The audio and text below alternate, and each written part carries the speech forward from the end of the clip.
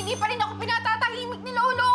Guni-guni mo lang yon, pwede ba? Buhay pa si Tanda. Kaya ipanalangin mo na talagang maging multo na yung lolo mo para makuha na natin yung mana at makapagbakasyon na tayo. Pero ang magiging issue talaga dito, magkakaroon tayo ng problema sa'yo. Bakit? Kasi tinago mo sa akin. Hindi mo sinabi kagad sa akin. Tapos isa pa, si Moira pa yung nanay. Naku, gulo yun. So, attorney, please tell me, ano nga ba ang mapupunta kay Zoe? Actually po, hindi na po pinasasama ni Sir Pepe si Miss Zoe Tanyag sa last will and testament niya. What? Nag-away din naman kayo ni Papa pero hindi kanya tinanggal sa will. Ate, kilala mo naman si Papa.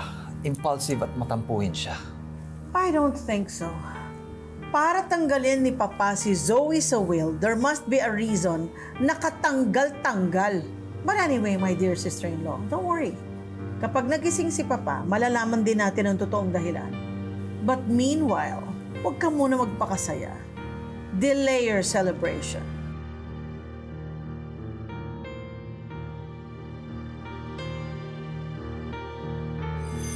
May I continue? Yes, please. I hereby appoint Attorney Sandino Arcano as the executor of this will. It is my sincere belief that he will carry out these responsibilities with the utmost integrity and fairness. Allow me to clarify that today's reading of the last will and testament has no bearing and legal effect. The enforceability of the last will and testament will only take effect upon the demise of the testator. Now, if you have any questions or concerns, I am here to provide clarification and guidance. Wait a minute. Is that all? What happened to the Damgo malls? Damgo Manila, Damgo Batangas, Damgo Mindanao. What happened to them? And what about his other properties? I know that he has a 10-hectare lot in Bicol and Davao, plus his other houses and commercial buildings. Naibenta na pong lahat ang mga yon, pinambayad sa mga utang. Pati po mga branches ng Damgo, except the ones that are mentioned in the will, nabenta na rin pong lahat. Hindi na po sinabi ni Sir Pepe sa inyo, pero nagkaroon po ng malaking financial crisis sa kumpanya, nabaon sa utang. Kaya kinailangan ipambayad sa utang ang mga properties. Ang Apex Medical Center na lamang na ang shares ay nakapangalan kay RJ ang kumikita sa mga assets niya.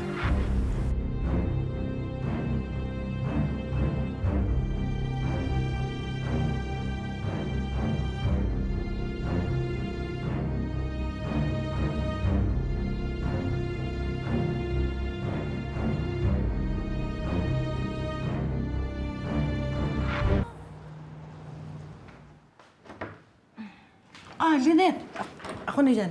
Ay, Chang, hindi ho. Kaya ko naman po. Ako na. Chang, ako na ho.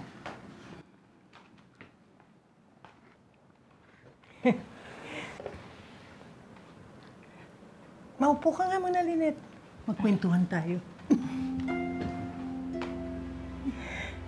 Naaalala ko dati, ikaw, takot na takot kang maghugas ng pinggan. Ngayon, nakikipag-agawang ka pa sa akin.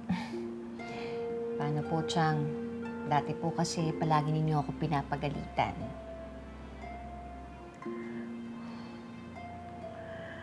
Ako ang trauma mo. Bangungot. Mabuti na lang, Chang.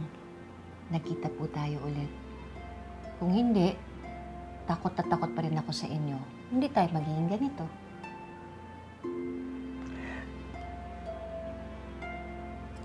Masaya ako na nagkaayos din tayo.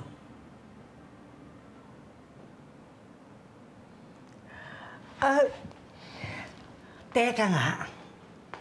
Hanggang kailan ba kayo dito ni Carlos?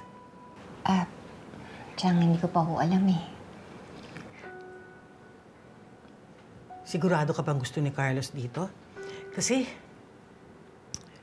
nung kausap ko siya, ang sabi niya, namamahay siya.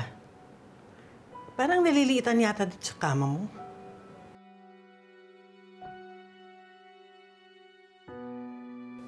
Hello, Zoe?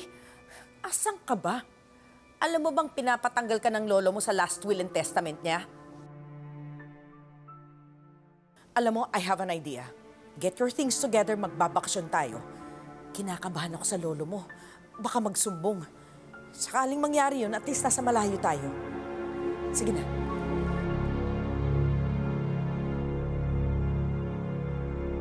Ate, nauna na si Annalyn. Babalik daw siya sa Apex muna.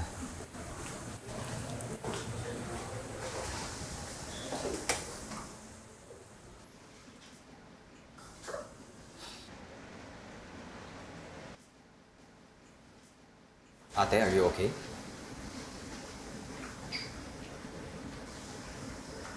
Oh, Ben. I feel so sad. Napabayaan kong papa.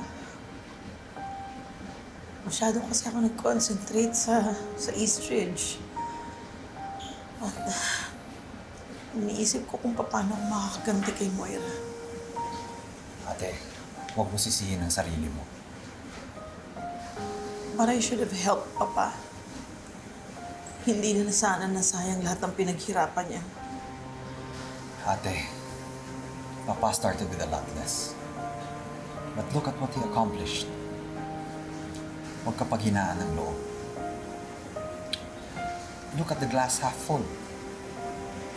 Kaya pa natin bumangon. Kaya pa natin ibalik yung success ni Papa. Lalo na ikaw. Ang galing-galing mo eh.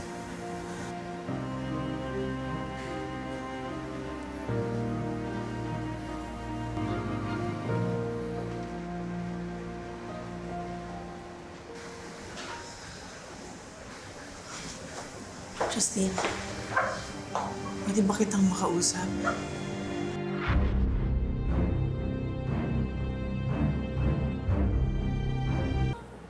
Chang, wala naman po siyang nababanggit sa akin. Siyempre, alam niyang gusto mo dito eh. Ay, Siyang, Lynette, uwi muna ako sa bahay natin. May kuhin lang akong gamit. Ikaw, baka meron kang gustong ipadala. Carlos, sigurado ka ba na okay ka lang dito? Oo naman. Masasanay din ako. Kailangan ko kasing masanay sa bahay natin. Paano mawawala yung trauma ko kung hindi ko siya haharapin, hindi ba? Kailangan mawala na yun. parang ako. Kung di mo ako hinarap, edi sana hindi na wala ang trauma mo sa akin. Carlos, bumalik na lang tayo sa bahay natin. Hindi naman yata maganda na habang buhay tayo makikitira dito, hindi ba? Unfair naman yun sa'yo. Tsaka gusto ko na talaga mawala yung trauma ko. Kailangan ko na talaga siyang harapin. Sige, Lynette. Basta sigurado ko na sa decision mo, okay sa akin. May pupuntahan lang ako, tapos babalikan kita para sabay tayo umuwi. Ha? Ciao. Ingat ka. Bye.